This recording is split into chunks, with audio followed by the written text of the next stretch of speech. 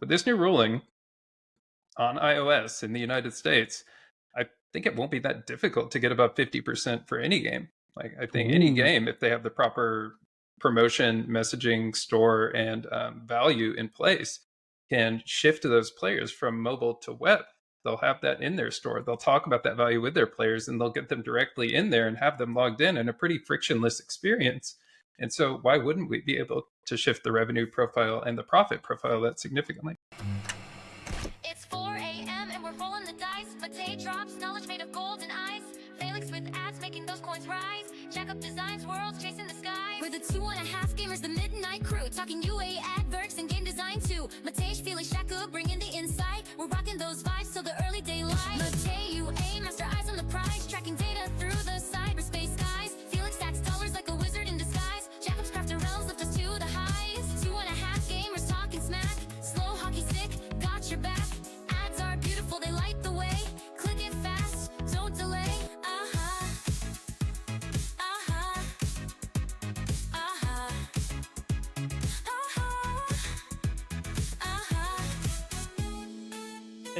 That's definitely happening. I mean, maybe at the very beginning.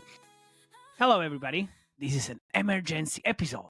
My name is Matej Lančarič. I'm Felix Broberg. And I'm Jakub Emiar.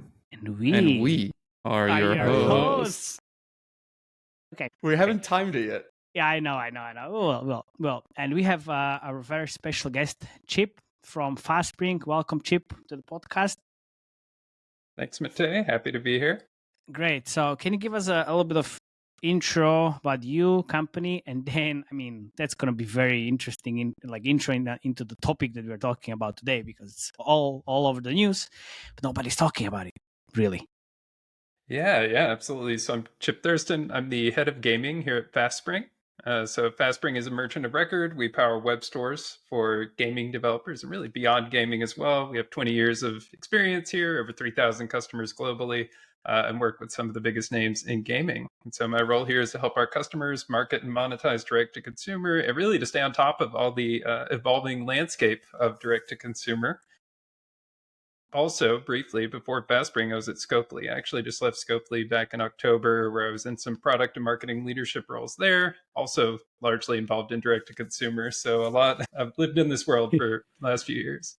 Yeah, Jakub's eyes almost fell off his head, like, oh, Scopely, wow. Yeah, I know, I knew that. So I'm just thinking like Monopoly got Icon Club, the direct-to-consumer thing.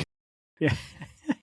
Yeah, right. that's a whirlwind. That Tycoon Club is really exciting. Nice. Okay, so we're talking about Apple's court loss and how that's a win for mobile game developers. But before that, there's an interesting thing happening in LA. We're doing with Chip and the whole company, Keyword Studio. So there's going to be a yacht party, 19th of May, 7 p.m. in the Marina Bay. Everybody should come. It's after the Games Beat conference, and it's going to be a lot of fun. Oh my God. Link in the show notes. I saw there was lasers as well. It was a laser yacht party, right? Of course. What is that? I mean, the only thing better than a yacht party is a laser yacht party. I mean, yes, obviously, but yeah, okay. Well, don't worry. I will post a lot of photos and videos from that. Yeah, if you find this conversation interesting from today, definitely come to the yacht party in LA, because that's where you can meet people from FastSpring. You can talk more about this court ruling that we're going to talk about today. What actually happened? Yeah, I have to be honest with the yacht party, Matej. It's really just an elaborate excuse to get to hang out with you. I think after being turned away from your GDC party, I had to get things in motion to try to get the opportunity. That's true. Okay, so what happened? What happened with Apple? Chip, walk us through everything, and we are going to ask questions because we have a lot of them. And yeah, let's start. Let's start with the ruling. Yeah. So very specifically, we'll be talking about this ruling that came through on April 30th, 2025, and it's in the United States applying to Apple in the course of Epic Games versus Apple. But I think before we get there, it's important to start with some context on why this ruling is so significant, kind of how we got here, to then talk about the impact that it has. For the first 15 years or so of mobile gaming, the model was that Apple and Google took 30% of revenue, right? That was just the fee for doing business in mobile gaming. And we all accepted that and moved forward with that. And then in 2021, there was a ruling that came through and said these alternative payment methods, these alternative stores like web stores could exist. And so that was very significant. That was also in Epic Games versus Apple. And so after that, we started seeing these web stores pop up. But also in response to that, Apple and Google implemented what came to be known as these anti-steering policies. Basically, that you as a mobile app, as a mobile game, could not navigate players directly from that game to your web store. You couldn't directly link into it. You couldn't even really talk about its existence inside of your mobile game. And if you did, that would be in violation of your agreement with Apple or Google. And so that's been the landscape for the last 4 years. And despite that, some companies are still really succeeding in the space. You have leaders like Scopely, Playtika, who have found success in getting players to web stores in indirect means and living within these anti-steering policies and still benefiting from that because they get significantly much more gross margin through a Can I web store interrupt purchase there? than a mobile purchase. Yeah. I heard a rumor that what Playtika does is if you spend over K, they send you an iPad with their web store installed. I mean, That's the how they get golden around tablet it. rumor? That's how they have a VIP like concierge service, right? So when you spend X amount of money, they message you, That's and then if amazing. you spend X amount of money, they just send you an iPad because it's cheaper than just paying the 30% fee. Wow. Well, that's so Yeah. that's I have no idea. I can't speak to that. But I will say a story like that is indicative of like the creativity that these developers Exactly. needed to have, right? Because like you couldn't link directly from the from the game. You could do all these creative ways, which I mean everybody can get really creative if it's about money and 30%. Come on. What I heard, and I'm sure you Chip can't speak to this, right? But what I'm hearing with the clients that I worked with that were doing web stores, how they were directing users to like the online stores was two ways mainly. It was retargeting, so they were using like DSPs like Remerge Addictive to just retarget the users for their offline payments. And some of the savvy ones were doing a pop-up screen interstitials that they launched server side after the game passed the review. So basically, you show the interstitial really far in the game, but only after the review got passed, and that's when you pushed it. Yeah, that's circumvent the two review ways. Yeah, that's the process, two basically. ways that I heard were the most popular, right? Yeah. I Interesting. think those are sneaky ways to go about it for sure. There are also more genuine ways too. For example, linking into a news page on a website. And then that news page doesn't have anywhere to monetize, so it's not violating the anti-steering policies. And then once they're on that news page, oh yeah, there's this flashing store button up on the side that we're trying to navigate players. That's Monopoly Got Icon Club right there. Yeah, there you go. So that's been where companies have operated, right? And even some companies have seen that success, but it required a lot of investment to get there. Companies like Scopely, Playtika, investing not just in ideas and in the time and effort to generate those ideas, but then actually developing a website to facilitate that beyond just a store. And so it did prohibit a lot of adoption from driving players to web stores. Over that time, we've seen rulings like the DMA come through, but that hasn't really changed the landscape. And I can talk more about that too, but what I want to get to is this ruling just this week. So this ruling came through on April 30th, and what it said was that the anti-steering policies currently in place are anti-competitive and therefore unenforceable. And the reason this ruling is particularly significant is because of the specificity and timing of it. It really goes in depth on what Apple can and cannot do to prevent steering, or to not prevent steering in this case. And it says these rules are effective immediately, and there's no opportunity to stay this decision. When the DMA came down, for example, it had a lot of similar language, like games need to be able to steer players from mobile to web. Like it would be anti-competitive not to do so. And so some compliance we saw was Apple or Google saying, okay, we'll do that, but as a game pops up a screen to say, hey, you're going off platform, it'll include a lot of scary language. It'll say things like, hey, we can't guarantee you can trust this website. You'll be sharing your payment information there, like make sure it's safe, and ways to really add friction to the process. And in this new ruling, they say you can't do that. It has to be a very neutral screen that says you can use a third-party site. The ruling also says you can directly link into your web store from a mobile game. So you can have a button that just says web store, and you click there, you go directly into the store. It says you can promote the store in your game. You can say the web store exists and we want you to go there. And even the web store has 10% more value, 20% more value. Like, please go over there. And in the most extreme example, Please go there, make us more money, please. Or 0% added value, like we saw sometimes. Yeah. And the most extreme example is just Spotify this week came out where they removed Apple processing entirely from their payments in their app in the United States. All of their payment buttons link to a web store. And so there's no obligation to use this. Now, we'll see. There's a lot of reasons to keep your guard up, which I'm sure we'll get into. But that is why this ruling is so significant right now this week. Yeah, everybody's talking about, oh, this is a great success. But then there's also the other side of the equation. I mean, now you need to process the payment. You need to take care of the taxes. I guess different states have different taxes, like different processes. So, I mean, it's not. People will be very easy to do these things for those 30%. Let me just say that. But let's stay here. I want to just one thing again that I want to confirm. So Apple will appeal this, but appealing this doesn't mean stopping this to work. Do I understand that right? So this works from 1st May. And Apple can appeal it and drag it on, because the whole argument about this, like, yeah, this is great and everything, but Apple will throw giant army of lawyers at this and prolong for 30 years. So they still can do it, but it's already enforced. Therefore, do I get that right that they can still use their army button of lawyers, but it will be whatever somewhere there in the future? Yeah, absolutely. I think that's why you're seeing some studios operate with such urgency right now, because we don't know how long this window will stay open. It could be open indefinitely. It could be open. That's my question. Yeah. If appeal happens, so now it's actually the time is playing against Apple, not for Apple, like it always has. Yeah, exactly. Because it was always playing for Apple. Like, we drag this on, blah, blah, blah. So now they need to be super fast because people are getting users out of the platform. Yes, now they're losing money, basically. Yes. Yeah. And so Apple has said, we'll comply, but we'll appeal.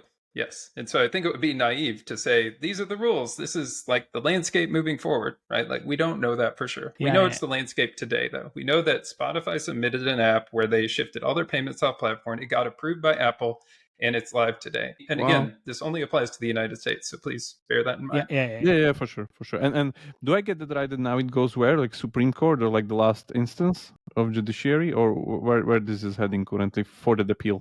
That is beyond my legal understanding. I don't know the next step of this. I'm like, just what I wanted to say with this is, like, how many of these appeal hoops do we need to go under? This is like, this is the deal.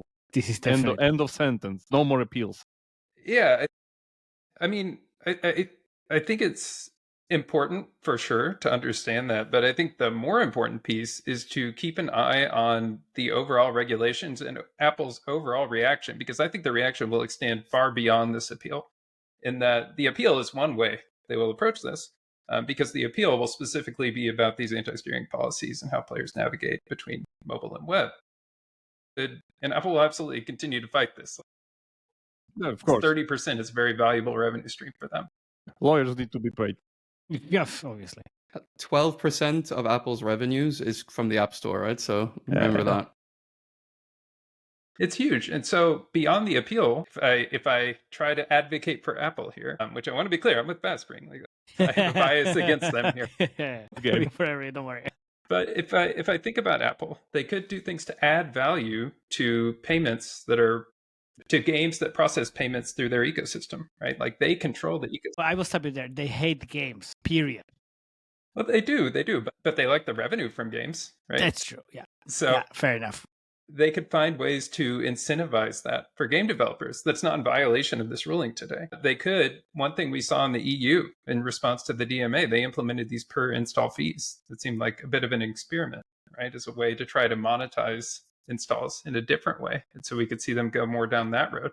We could even see them maybe look at that 30%. That's something they obviously haven't wanted to change because it's been such a valuable revenue stream for them. But it's possible they lower that 30% and say, you know what, we add value to games, but maybe it's not on the scale of 30%. So it comes down a little bit and becomes more compelling for game developers. I really want to hear what value they can add on a level of 30%. Yeah, so the credit card fee is what, like 0.8, like 1% maybe, right? So 30% outrageous.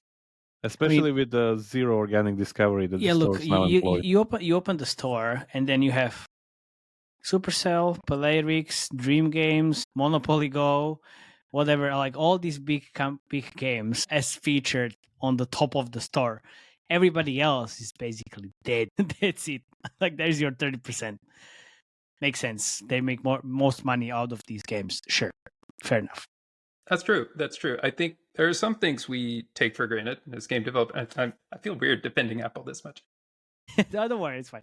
I do think there's a high degree of trust and scalability and safety and convenience of payments. All of that is tied to payments. And so an effective merchant of record like FastSpring will help you get a similar level of convenience and minimizing friction and have that payment coverage and confident scalability.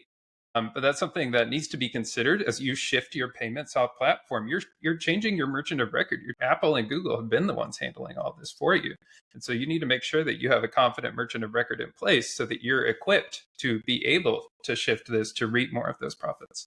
Yeah, but then how do you actually choose a merchant of record, and how are you sure that the one you chose it's the right one and the one that you trust? That's the thing. Yeah, I think it'll be different depending on different games, different criteria. At the end of the day, I think the most important thing is just trust and confidence, because you're trusting this partner with revenue, like with revenue for your game. They are the ones handling that and then providing it to you. And that's so that you can transact on a global basis through your own store. And so you need to have someone can be there, can scale with your game. Like, bear in mind, like with this ruling, games are shifting a lot more revenue to web store if they have not already. And if you, as a game, shift your revenue to your web store through your merchant of record, and all the other games they manage shift their revenue to this web store through this merchant of record, we do have capacity limits. If all the games do that, our limits can be stretched to capacity, right? That's why we're at FastSpring, we're definitely talking to all of our customers and like, help us understand how much traffic you're bringing in so we can make sure we have the capacity in place to handle that. And we're confident we do, but I say this to say, like, you need to think of it in terms of how your merchant is reacting to this landscape, and that they have the infrastructure to be able to support like the traffic that's coming from this ruling. Do I understand this like it's going to be so big that like Visa enters the game at some point, or what? I don't know. You sounded like, oh, we really need now like so much capacity. Wait, let me that question. A bit curious here. So I just looked up before the show, right? So in 2024, App Store in the United States, same time period, Google Play generated 21 billion. So that's close to 55 billion. What is the conversation right now in FastSpring, and what do you think is happening at all other payment providers right now? Like, what's the kind of feeling? In terms of the money. Yeah. It's a huge market. It is. And honestly, it's similar to the conversations we have going into like Black Friday, for example. Like, Black Friday represents this extreme spike in demand in both traffic and conversion. And it's across all sellers at the exact same time. And so going into a holiday like that, we have to proactively communicate with our customers to say, like, all right, how much traffic do you expect? And we're going to plan beyond that capacity, because we know we're not great always at estimating that kind of thing. And so we're taking a very similar approach right now. Like, different games might be adopting it at different times. And also it expands beyond games. It's mobile apps, like I mentioned Spotify earlier. And so it's making sure that we have this, we're moving in lockstep with our customers to be able to support that. I think the other part to consider is risk management. We haven't even touched on that yet, but as the merchant of record, we handle risk management, and that encompasses like fraudulent purchases, chargebacks, being able to detect that. And we're the ones accountable for a lot of that as the merchant. And when it comes to scaling up like this, we need to make sure we're aware of what changes might come from our customers too. Like, do you expect more frequent purchases? Do you expect a different demographic of purchases to shift to your web store? For example, the people normally shifting to web stores under the current policies have been whales, right? It's your bigger spenders purchasing on a very regular basis. Well, with this new ruling, if you're just dumping all of your traffic into the web store now, it's going to really augment that player profile. And if our risk model isn't attuned to that, it could identify things as fraudulent that are not actually fraudulent. And so that's, again, where we have to make sure we communicate with our customers and make sure that we understand what they expect so that we can expect it too. So what's the magic number? that Yeah. Felix was asking for. Yeah. What's the magic number? Like, what's the transaction If I value? Wait, no, the number was like, this is the market, and after the ruling, the expectation is this much flow will now be done through web stores. So that was what Felix was asking. So 55 billion, I guess, like, what would that be? Fees? Like 15 of that would be going to Google and Apple, which no longer will go. So that means, yeah. 10. How are you guys thinking about it? Yeah.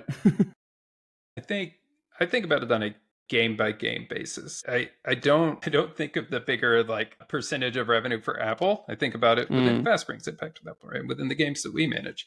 If you had asked me a week ago about how much revenue a game could drive through a web store, I would have said a best in class number for a mid-core game would be like 40%, 50%, somewhere in that range, right? And that's after significant investment and months, if not years of effort.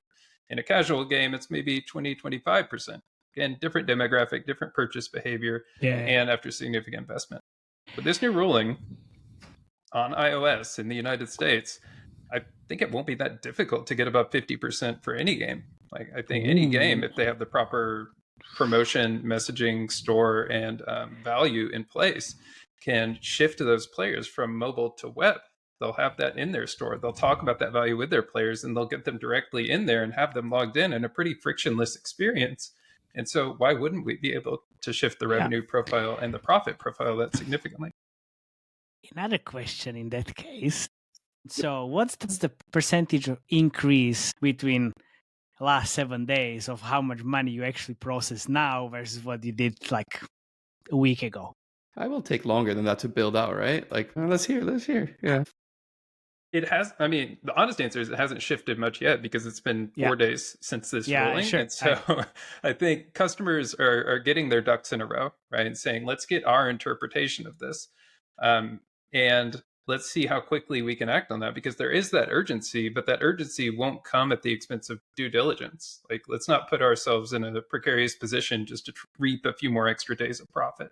So let's make sure we understand this, that we're doing things in the right way. And even that we're doing it like in a technically sound way, like making sure this only applies to the United States, because things haven't changed in Europe. Things haven't changed in Asia. Like, these other regions are unchanged right now. So basically, that means for people that have web stores can just advertise them much more radically, and people that didn't have web stores started building them from last week. Well, basically 1st of May. Yeah. But then, okay, so you said like they're getting the ducks in the row. Like, what does that even mean for the developers? That actually, like, process-wise. Yeah, I think it's saying, okay, how will we promote this in our game? What are our means of promotion with that? Do we have what's our go-to-market plan look like, essentially? Is there a news section in the game?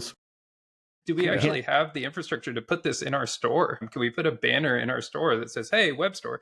Can we put a side-by-side with pricing to then link out to the store? Like, what are all the tools in the toolbox that I as a game developer have? And then I'll put together this go-to-market plan now that I know I can communicate much more freely. Okay. So another question I was thinking about, because there's already some heavy hitters that have thrown their hat in the ring. I'm thinking about Epic, right? They announced, 2 days ago, that anyone earning below $1 million will be able to process it for free through their web store, and anyone earning over $1 million will be processing at 12%. In my experience, working with some large clients, that process probably close to hundreds of millions or billions that have web stores. They're not paying 12%, right? Yeah. I guess the big battle, because there's so many gaming companies, like it's 70-30 split, right? 70% or 30% of the gaming companies are driving 70% of the revenue. I guess we're like gearing up for an epic battle for the large customers. So is that a race to the bottom, or like, what's your thinking on that? When you say epic battle, is that capital? Yeah, epic. No, the epic battle to the death. Yeah, no, battle with epic. But you mean like finally we have some competition after all these anti-competitive practices? I mean, yeah, like, let's say hypothetically, like, Playtika comes to FastSpring, right? Like, they're not going to pay 12%. Like, probably going to go lower, and then they can. Yeah, how does that? Yeah. I think it's important to recognize when there is a race to the bottom versus when there is value from other merchants of record, and going back to picking the right merchant of record for your business. If you want to pick just the lowest rate out there and it's a startup who has a couple customers and you don't have that much confidence in their business model and where they're going to be in a few years, like, they'll have a lot of learnings to do along the way. So you get a lower rate, but there's a risk that's being associated with that. as opposed to a customer who's a FastSpring, and we'll give you a very competitive low rate, and then you'll also have these other benefits of not having to worry about things like that. And so that's not to say we're the right answer for everybody. There will be customers that work with FastSpring, customers that don't. It's important to think about which one is the right one for you. And actually, this is a really important point that I think should be considered and isn't being considered enough today, which is having multiple merchants of record. Interesting. Doing that as a means, there's two benefits to that. One is it mitigates risk for you as a game developer. And the second is that you can optimize performance. So the risk mitigation piece, I think, is pretty obvious, right? You don't have all your eggs in one basket. Let's say you start driving half of your revenue through this alternative store. Well, if something were to happen with that partner, then you have no means of redirecting that revenue. So you either have to take down your shop until you get another merchant in place, or immediately spin up another merchant as urgently as possible. How do you even split it? Yeah, how does it work? It's a waterfall, guys. It's a waterfall. Yeah, they're mediating the payment providers. Yeah, the most common way is just mediating it geographically. So you might say, okay, in the United States, we'll give FastSpring our traffic. In another region, it goes to a different merchant of record, and you just operate with that model. And then if you need to shift things between one or the other, it's a very turnkey solution. That actually goes into the performance optimization piece too. Different merchants have different payment method coverage and maybe different approval rates and even different effective rates for the profitability in different regions. So what you can do, you're actually empowered then as a game developer to look at the United States and say, okay, FastSpring is performing this well. Another merchant is performing this well. Which one do I want to get my traffic there? And then you can mediate and do what's best for your business too. So you use Epic for the first million and then you have the other two? Well, I'm not an expert on the Epic one, but I think to use that, you have to go through the Epic Game Store. Is that right? Yeah, Epic Game Store. I mean, like 15 minutes ago, we were talking about creative ways of, sending people from game without getting banned from Apple. I'm pretty sure we're going to get into very creative ways up to mediate all of this. So I'm pretty sure it's going to be fun. Okay. So, but as a FastSpring, like, why should people pick you? Are you doing anything else, or like what's the value that you are bringing actually to the table? I think there's a few reasons FastSpring is exceptionally well situated for this moment. One is that we're a 20-year-old company. We've learned a lot along that way. We've evolved our processes, our risk model to be best in class. And so we're in a very sophisticated spot for that. Another is we have over 3,000 customers globally. We have that flexible capacity to scale up and to handle more demand. Bringing on one more customer inside of gaming or even outside of gaming isn't going to be that transformative to our overall capacity. And so we have that ability to bring that on and handle that. Another is that we're private equity backed. We're not relying on venture capital or some other day-to-day funding stream. We have private equity backed and we're very stable and profitable. And so we're very confident that we're here to stay. And the last is that we really value partnership. With us, you're not just paying for a service and getting that return. It's really recognizing that when our customers drive more revenue through their web store or through any FastSpring checkout, that's good for them. Like that makes it more profitable for them, but it's also good for us. And so anything we can do to help our customers do that, we're going to do. And that extends to rulings like these, where it's having someone in-house who can understand and digest these and go out and say, hey, here's what it means for you. Here's what you need to do. And let's make sure you're capitalizing on it so you can grow your business too. So what was your advice to your customers now after the ruling? Like, hey guys, like now you can do so much more. Let's work on this. Like how does that work? Yeah, I think of it from two angles. I'll approach that. One is for customers already doing direct to consumer. So that's the more traditional FastSpring customer. Another is maybe game developers we're talking to who aren't quite invested in direct to consumer yet, how they can get started with that. For those already doing direct to consumer, it's to ramp up. It's to accelerate, push the pedal to the floor, start steering players more into your stores. And that goes back to saying, like, what tools do you have in the toolbox? Leverage those tools. And let's work together to make sure you can increase your direct to consumer revenue percentage with one big caveat. Like, let's keep a very close eye on how Apple reacts to this, because they have not reacted yet. They've said they've complied, which they have. They've updated their terms of service. They've approved apps that are implementing these new policies. They have to. Yes, legally they are obligated to. But they have this appeal incoming, and they will get creative in how they respond. A lot of money on the line. Yeah, there's so much money online. And so whether that's in the coming weeks, in the coming months, like we need to make sure that we keep an eye on this and we react to how they react, and we know exactly what we need to do and how to operate within this system. So it's operating with urgency, but also it's keeping our guard up, and it's recognizing the safeguard. The way that looks in practice is saying, like, let's not implement anything that we cannot easily revert. Let's make sure we have that it's not some complete architecture rewrite to have all of our revenue directed off platform, and then a ruling comes down that we can't do that anymore, and so now we have to rewrite everything again. Like, you're creating this headache in the future, and so you need to plan for these future scenarios in a way that you're not creating this headache for yourself in the future. And you're expecting that could happen, that some kind of injunction or whatever happens, and then like suddenly we stopping this for the time? It's the US, mate. Like, there's 15 billion being lost every year potentially for this. I'm just asking. Yeah. Because like how I see it now is like, okay, so this whole web store thing is gonna, I guess, arrive. The whole web store thing. I told you, I will it's be been the around for a while. voice of uninformed people. So let's assume that like it's gonna be big, and investing in it, Apple or no Apple, doesn't matter, because it's pretty much the future and you want to do it. So you, let's say, do the safe way, which is the one, like, let's say Monopoly Go is doing, the Daikon Club way, which is like, as you said in the beginning, and you have that as default, and then you do the aggressive way now because of the ruling. So like go full on and like advertise everything, get as much users there as possible, which, by the way, the user will stay there even if the ruling reverts it, if I understand correctly. So you still have the users even though you can't pump any new users, but hopefully you have put there, I don't know, like 80% of your email users usually when you made the pay. Yeah, exactly. The email usually. So I guess it's great, even though Apple can get it there. But then they revert back to the sneaky way, let's say, the creative way, and you still leave it there because it's still better than nothing. So this is the outcome, if I understand. Yeah. So you have this like two-way street of like being more or less sneaky. Where's the question? About? Like, Yeah, where's the question? Where's the question? The question is, this is what they should do. Like they should build anything now, even though like expecting that this get reverted. I would say that's a possible outcome, but I wouldn't expect that to be the outcome. I think there's like a broad spectrum of outcomes of where we go from here. So one is exactly what you just outlined, Jakob, which is like, this is a temporary world that we're living in, and those who act in this temporary world benefit the most, and then it gets reverted down the line. And Apple's appeal is successful, and that happens.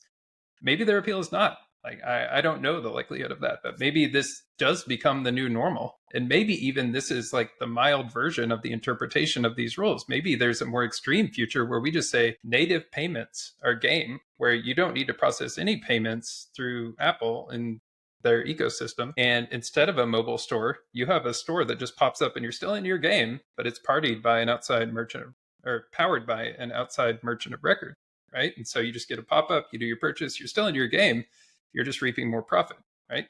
Theoretically, that could be within these terms of engagement as lined out today.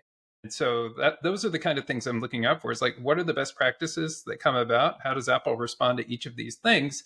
And let's just make sure that we as games are equipped to drive forward on whichever outcome ends up becoming reality. But I do think there's one point there you mentioned, Jakob, which is really important to emphasize, which is that players that shift over to the web portal, like getting over that initial hurdle, is the most difficult part in making them aware of this portal, web store, and trusting this web store, and making that initial purchase on this web store. And if you can get them to do that in this time, even if it does end up becoming a temporary period, there's a lot of value in that, because they come more sticky to your web store, and that already know it's actually happened. Like, this is the store that I need to go there and then make a purchase. Yeah, but like once you have it, you're pretty much the game over for all these lawsuits or whatever, because you already have the users there. So what? Yeah, I think, and so that gets to the question of like, what about someone who doesn't have a web store today? Like, how can they act on this? How can they get up and running? And that's where I'd say yes, like there is urgency to do this, but again, it shouldn't come at the expense of due diligence. Like, don't just pick a merchant of record, jump in, build this shop, because you could be introducing an unnecessarily level of business risk by having this merchant that's handling a lot of your revenue in that case. So do that, but also make sure you're equipped to capitalize on this ruling, which means basic things like region detection. Again, this ruling is in the United States, So you need to be able to funnel that traffic appropriately. And then if you want to promote it, like siphon off and segment those users and promote specifically to your United States users so that you're operating within these regulations. So there are these different facets that need to be considered. So then, yeah, like how does the attribution actually work on the web store? You said the region, and then what else? I mean, how can I be sure that I'm actually sending players from the UA campaigns to the web store so I can earn more money?